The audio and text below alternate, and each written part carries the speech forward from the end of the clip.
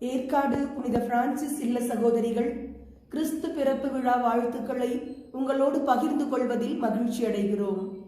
நாம் கிறிஸ்துமஸ் கொண்டாட வேண்டுமென்றால் பெத்லஹேமை நம் மத்தியில் கொண்டு வர வேண்டும் என்று ஆசைப்பட்ட புனித பிரான்சிஸ் கிபி 1223 இத்தாலி நாட்டில் கிராசியோ என்னும் இடத்தில் குழந்தை இயேசுவின் உருவை மெழுகினால் செய்து உயிருள்ள மனிதர்களை அன்னை மரியா யோசேப்பாக நிறுத்தி ஆடு மாடுகளோடு ஒரு உயிரோட்டமுள்ள குடில் அமைத்தார்.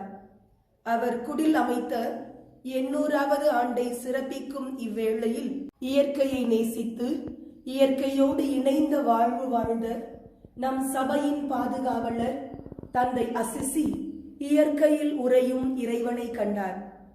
இயற்கையை தனது சகோதர சகோதரியாக பாவித்தார். நாமும் நம் தந்தையின் வழியில் இயற்கையோடு இணைந்த வாழ்வு வாழ்வோம். இயற்கையை நேசிப்போம். இயற்கையின் பாதுகாவலன் ஆவோம்.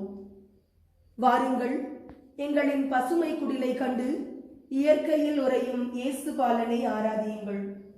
மீண்டுமாக அனைவருக்கும் கிறிஸ்து பிறப்பு விழா வாழ்த்துக்களையும் புத்தாண்டு வாழ்த்துக்களையும் பகிர்ந்து கொள்கிறோம்.